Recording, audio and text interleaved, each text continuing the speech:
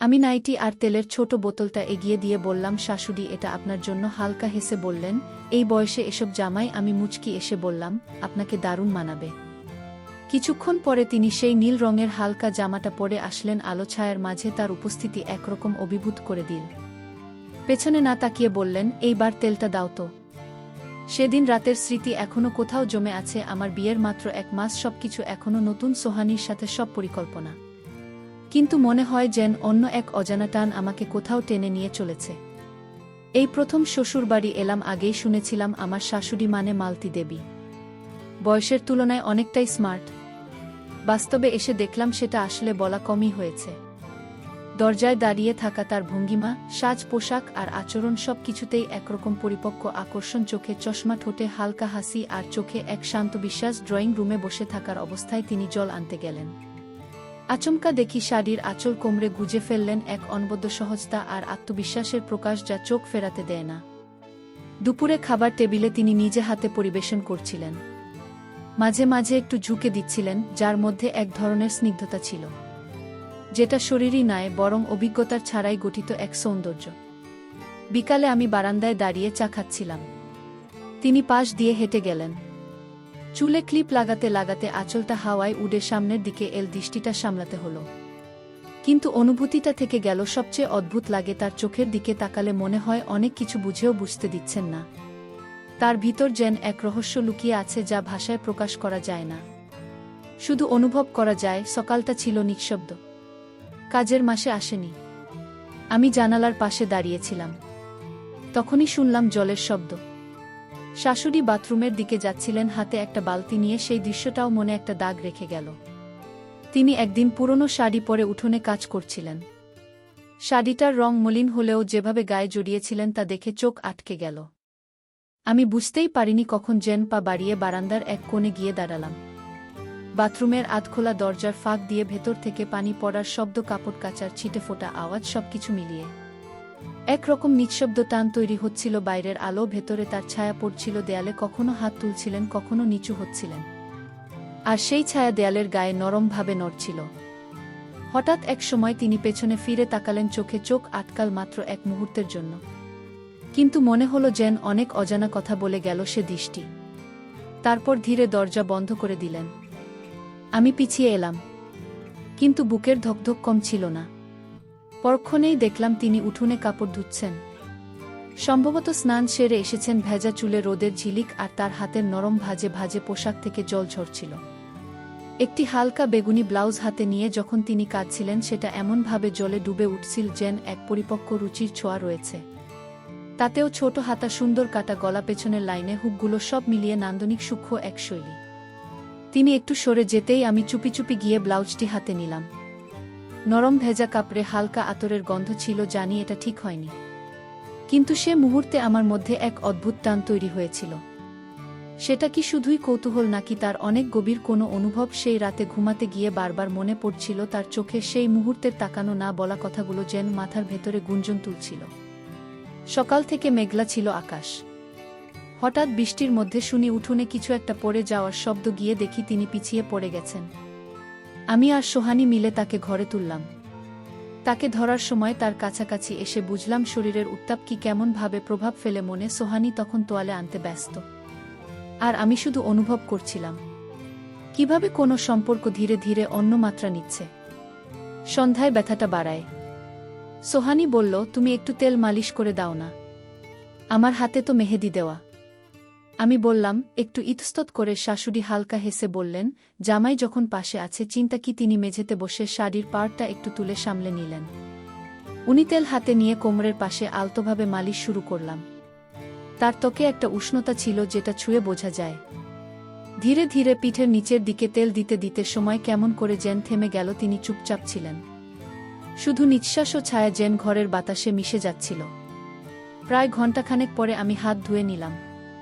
তিনি তখন চোখ বন্ধ করেছিলেন, মুখে প্রশান্তির ছাপ। শুধু বললেন, আরাম পেয়েছি। সেই শান্ত মুখ, হালকা হাসি, আর চোখের চাউনিতে এক গভীরতা ছিল যা ভাষায় বলা যায় না।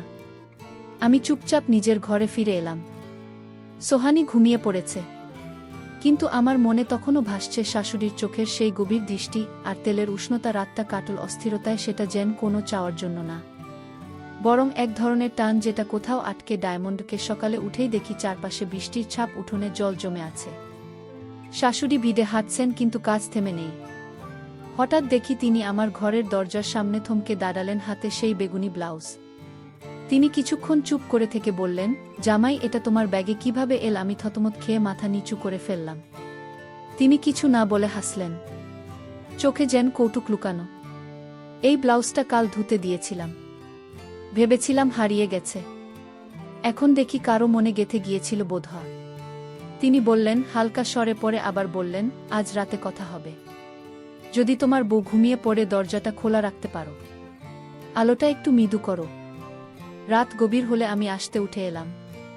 সোহানি ঘুমিয়ে, আমি হালকা পায়ে এগোলাম শাশুড়ির ঘরের দিকে। দরজাটা খোলা, আলো মৃদু। ভেতরে গিয়ে দেখি জানালার পাশে বসে আছেন তিনি, পরনে সেই পরিচিত ব্লাউজ ও সাধারণ সুতির শাড়ি। কিন্তু যেভাবে তিনি বসেছিলেন তাতে চোখ সরিয়ে নেওয়া কঠিন। তার চোখে ছিল এক নির্লিপ্ত দৃঢ়তা, না বলা কিছু যেটা শুধু অনুভব করা যায়। ঘড়ির কাঁটা এগোচ্ছিল, কিন্তু মনে হচ্ছিল সময় থেমে গেছে। কিন্তু ঘরের ভেতর যেন সময় থেমেছিল। নরম আলো, নিঃশব্দ চাহনির মৃদু খেলা, সবকিছু মিলিয়ে একটা অদ্ভুত আবহ তৈরি হয়েছিল। সেদিন রাতে কোনো কথা হয়নি, কিছুই জোর করে নয়, কেবল চোখে চোখে এক সম্মতিবোধ আর উপস্থিত মুহূর্তের এক ধরনের আত্মসমর্পণ। পরদিন জানতে পারলাম বিয়ে বাড়িতে যাবার পরিকল্পনা। আমি আর সোহানি তো যাচ্ছি, সঙ্গে যাবেন শাশুড়িও। গাড়িতে ৩ জন, পাশাপাশি বসার ব্যবস্থা। আমি জানালার পাশে, মাঝখানে সোহানি, অন্য পাশে শাশুড়ি। শাশুড়িকে সেদিন দেখেই চোখ আটকে গেল। হালকা কাজ করা রঙিন শাড়ি, যেন শর্তের নরম রোদ গায়ে মেখে এসেছে। পরিপাটি সাজ, কিন্তু এক রকম অনায়াস সৌন্দর্য ছিল তার চলনে। আচমকা জানালা দিয়ে বাতাসে তার আঁচল উড়ে গিয়ে পেছনের অংশ খানিকটা দৃশ্যমান হয়ে পড়ে। তাতে কোনো সাজগোজ ছিল না, কিন্তু এক ধরনের বিশুদ্ধ রুচির ছাপ ছিল। নরম আলো, যেন এক মুহূর্তের কবিতা। এই চোখের কোণে তাকিয়ে হেসে বললেন, সব দেখা বলা যায় না জামাই। তার স্বরে ছিল স্থিরতা, কিন্তু সুরে কেমন যেন একটা গভীরতা। বিয়ে বাড়ির সারা দিনের কোলাহল, আলোর ঝলকানি আর সবার ব্যস্ততার মাঝেও আমি যেন আটকে ছিলাম। সেই এক মুহূর্তেই মনে হচ্ছিল তার প্রতিটি ভঙ্গি যেন বোঝাতে চাইছে, সবকিছু যেমন দেখা যায় তেমন নয়। রাতটা ঠিকমতো কাটল না। সোহানের সঙ্গে হালকা মনোমালিন্য, কথার চাপা টানাপোড়েন এক সময় রাগে পরিণত হলো। আমি চুপ করে থাকলাম, আর সোহানি দরজা বন্ধ করে ঘুমিয়ে পড়ল অভিমানে। আমি বারান্দায় গিয়ে বসলাম।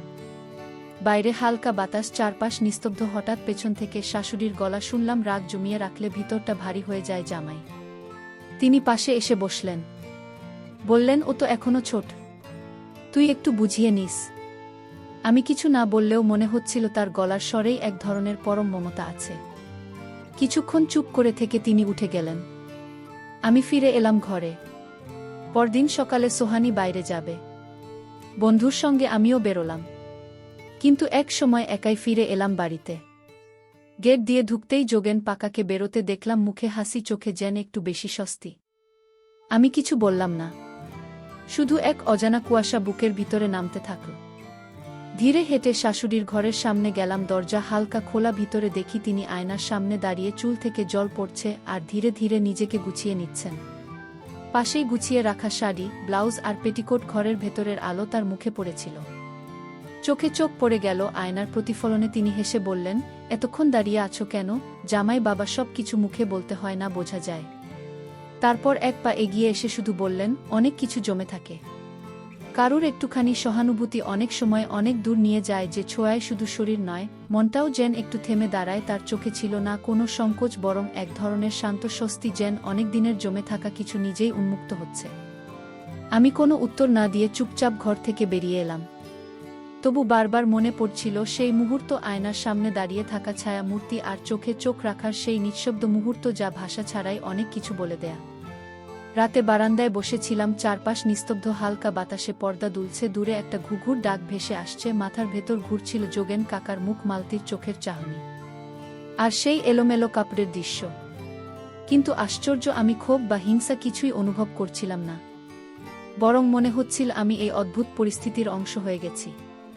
নীরব, তবু গভীরভাবে জড়িয়ে। রাত বাড়ছিল, সোহানির পাশেই শুয়েছিলাম, তবু ঘুম আসছিল না। তখনই মনে পড়ল দুপুরে বাজার থেকে কেনা ছোট একটা প্যাকেট, হালকা নীল রঙের নাইটি আর তেলের বোতল। চুপচাপ সেগুলো হাতে নিয়ে আমি ধীরে ধীরে এগোলাম। শাশুড়ির ঘরের দিকে দরজাটা খোলা ছিল। ঘরের ভেতরে এক ধরনের আরামদায়ক আলোর ছাটা, জানালার পাশে রাখা চাদর, বাতাসে নড়তে থাকা পর্দা আর বিছানায় বসে থাকা মালতী, সব মিলে এক নিঃশব্দ প্রশান্তি। তিনি তখন হালকা শাড়িতে ছিলেন, চুল খোপা করা, পরনে কোনো বাড়াবাড়ি ছিল না, কিন্তু ছিল একটা অনায়াস সৌন্দর্য।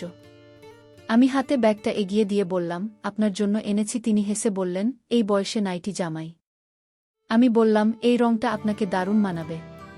তিনি একটু মৃদু হাসলেন, তারপর বললেন, তেল এনেছ? আমি বোতলটা দেখালাম।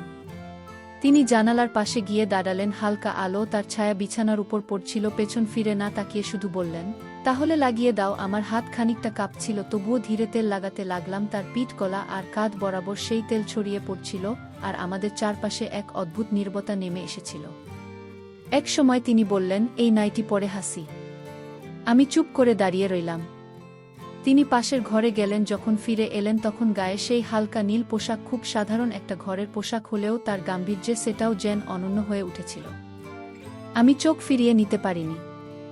ঘরের ভেতরের বাতাসটাও যেন এক ধরনের ভার বয়ে নিয়ে চলছিল, কষ্টের না, আনন্দের, বরং এক চুপচাপ টান, যা শব্দ ছাড়াই কথা বলে। তার চোখে এক গভীর চাহনি, ঠোঁটে নরম হাসি, আর ধীরে ধীরে এগিয়ে আসা পায়ের ছায়া।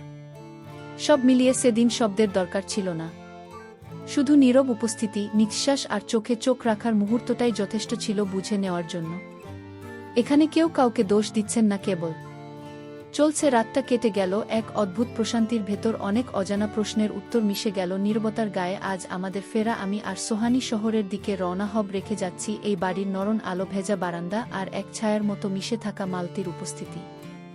সোহানি ব্যস্ত ব্যাগ গোছাতে, আর আমি দাঁড়িয়েছিলাম বারান্দা, রোদের শুকানো শাড়ির ভাঁজের দিকে তাকিয়ে। একটা নীলচে কাপড় বাতাসে দুলছিল, চেনা কাপড়, চেনা অনুভব। ঠিক তখনই চোখ গেল গেটের দিকে। পাশের বাড়ির যতীন কাকা ঢুকছিলেন। আমার দিকে তাকিয়ে মৃদু হাসলেন। সেই হাসিতে হয়তো কিছু না বলেও অনেক কিছু বলা থাকে। শাশুড়ি ঠিক তখন উঠোন পার হয়ে এলেন, গায়ে হালকা কাতান শাড়ি, মুখে সেই চেনা নীরবতা। যতীন কাকার দিকে তাকিয়ে বললেন, ভেতরে এসো। তাদের কথাবার্তা আমি শুনিনি, তবুও চোখে চোখ, ভঙ্গিমা সব কিছু বলে দিল। এ সাক্ষাৎ হঠাৎ নয়, বরং পরিচিত এক ছন্দের পুনরাবৃত্তি।